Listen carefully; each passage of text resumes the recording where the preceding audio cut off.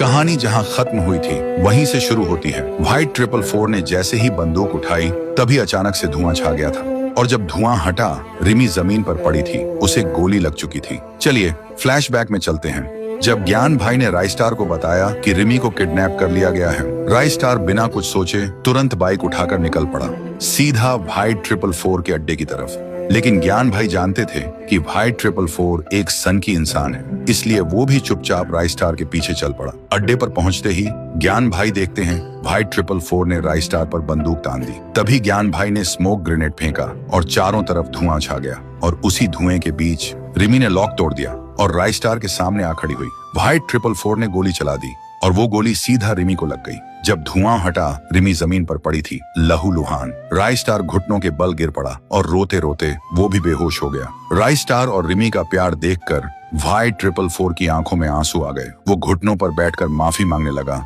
और बिना वक्त गंवाए रिमी को अस्पताल ले गया।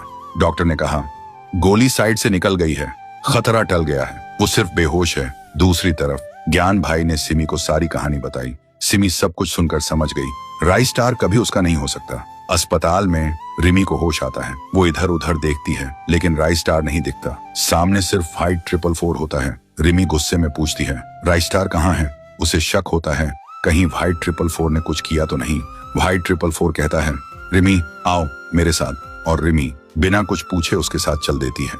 इधर राइस्टार को होश आता है। वो देखता है सिमी के कमरे में है। सिमी उसके पास होती है। राइस्टार गुस्से से बोलता है, रिमी कहाँ है? सिमी कहती है, चाहिए ना रिमी, तो जैसे मैं कहूँ वैसे करना होगा। राइस्टार बिना सोचे हाँ कर देता है। सिमी उसे एक ड्रेस देती है और कहती है, ये ड्रेस पहनकर क्लॉक टावर जाओ, वहीं मिलेगी रिमी, इन्हीं कपड़ों में। राइस्टार बिना कुछ बोले निकल पड़ता है। वहीं दूसरी तरफ व्हाइट 444 रिमी को तैयार करवा रहा होता है। ज्ञान भाई भी वहां होते हैं। रिमी के मन में आता है, कहीं ज्ञान भाई से तो मेरी शादी नहीं करवा रहा।